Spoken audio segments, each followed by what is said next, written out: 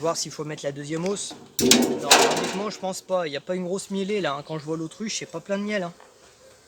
Donc, si déjà elles m'ont commencé à me remplir celle-là, je suis content. Il y a du monde là. Ouais, bah j'ai rien dit quoi.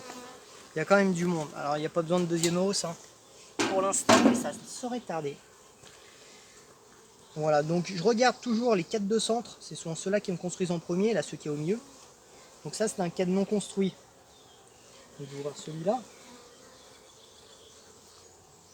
Je fais un 4-200 dans le 4 de rive en principe. Ah, quand même. C'était un quoi? Ça, c'était un construit, un non construit? Je me souviens plus. J'ai alterné, là j'ai mis 1 sur 2. Donc le premier là-bas, c'est un non construit. Non construit, construit, non construit, construit. Il était construit, lui. Ok. Celui-là, ça devait être un non construit du coup. Ouais, c'est ça. Donc il est light. Ah, quand même un petit peu. Bon, c'est pas ultra puissant comme mielé, mais ça miele un peu. Bon. Hop. Hop là.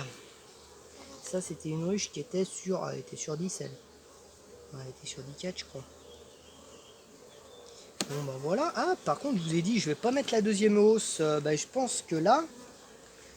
lui qui est plein, lui qui est plein, lui qui est plein, lui qui est plein... enfin, plein, je me comprends, ils sont pas pleins à ras-bord. Mais voilà, lui il doit être vide. Normalement, j'ai encore les 4 de rive qui sont vides. Ouais. Bon, mais la deuxième hausse, je pense, peut-être pas cette semaine, mais la semaine prochaine. En fonction de comment ça continue à mieler. Voilà. Donc, on va regarder celle-là après, celle d'à côté. Donc, normalement, celle d'à côté, il y a un peu moins de miel. Il me semble que c'est comme ça que ça marche. Il me semble que c'était celle-là qui était vraiment le plus pleine. Plus plein. Plus pleine, plus plein. Comment on dit? Hop. Voilà. Alors là, il faudrait que je mette un couvre-cadre, parce que quand je vais récolter, j'aurai besoin du chasse-abeilles. Je me dis ça depuis un an. Alors, est-ce que vous voyez l'autre là-bas? Ouais, vous la voyez, mais voilà. Oh, je vais être sympa, je vais vous rapprocher encore. Voilà. Je vous tourne ici.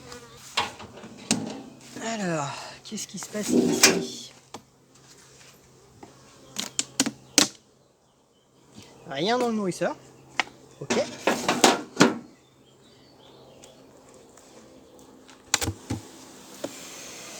Bon, il y a des abeilles. Il y a des abeilles, mais déjà, c'est pas construit comme l'autre. Vous voyez, là, on voit pas les rebords blancs comme l'autre où ça. Il y avait des rebords blancs, des fausses constructions blanches. Elle est moins virulente, celle-là. Elles sont en train de me stocker du miel ici, normalement. On les voit dessus. Voilà. J'ai un petit... ah ouais, sur un départ mielé, là. Voilà. Je sais pas si vous voyez, ça brille un petit peu, mais c'est vraiment pas énorme, là. Voilà. C'est le seul cadre où il y a quelque chose. Vous voyez, d'ailleurs, si on regarde, il y a combien de cadres occupés dans la hausse? Il y en a un, deux. Un troisième ici, mais c'est tout. Il n'y a rien d'autre. Hein. Tous les autres qui sont à construire, elles n'ont pas tiré la cire, rien. Donc là, je ne vais pas me presser, je suis tranquille sur celle-là. On verra quand je mettrai la deuxième hausse, mais là, pour l'instant... voilà. Donc là, on voit que c'est une mielée qui n'est pas ultra virulente, mais voilà, ça suit son cours.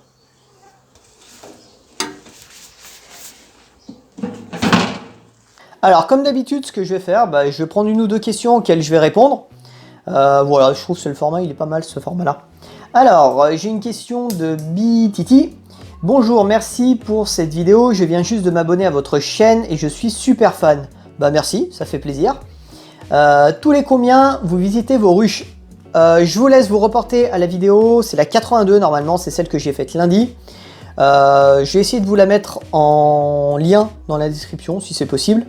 Vidéo 82 où je réponds à la fin de la vidéo justement en fonction de la saison, tous les combien je vais dans mes ruches. Ok. Ensuite, autre question qui m'a été posée. Donc Philippe, bonjour, j'ai voulu faire des cellules royales avec différentes méthodes, impossible. Est-ce qu'il y a des périodes plus propices à cela? Est-ce possible d'avoir une colonie qui ne fait pas du tout de cellules? Alors, je vais essayer de répondre de la manière la plus exhaustive possible, bien que je pense ne pas l'être, parce que c'est assez technique comme question. Alors, est-ce qu'il y a des périodes plus propices à cela? Oui, c'est-à-dire le début de saison, mars, enfin fin mars plutôt quand même. Hein. Avril-mai, après ça dépend où vous êtes en France. Hein. Mais juin, ça marche très bien. Hein. Normalement, là on est en période, on peut encore faire des cellules royales, il n'y a pas de souci normalement. Hein.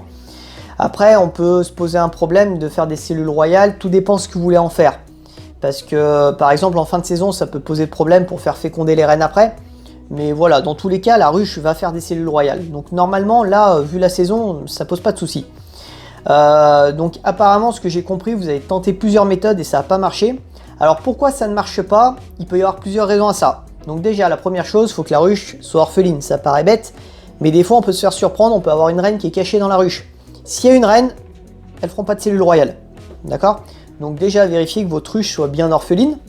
Si c'est le cas, si elle est bien orpheline, il va falloir que votre ruche elle soit populeuse.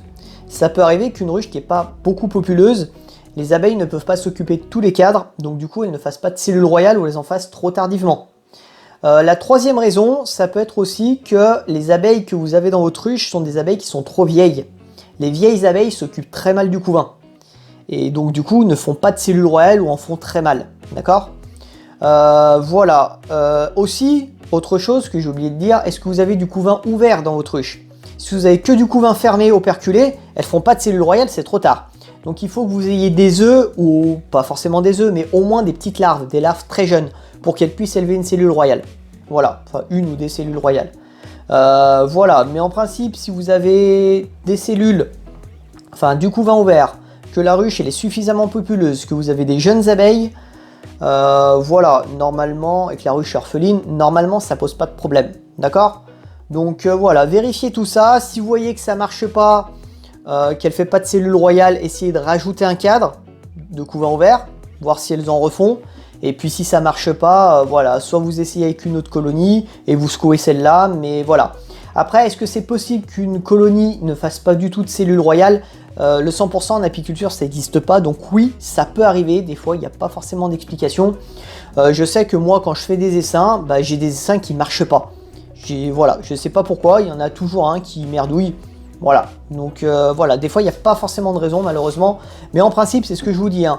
Ruche orpheline, populeuse, il y a des jeunes abeilles et il y a du couvain ouvert, normalement elles en font. Donc voilà, j'espère que j'ai pu répondre au mieux à vos questions. Posez ça en commentaire si vous en avez, n'oubliez pas le pouce en l'air, activez la cloche, et puis à demain.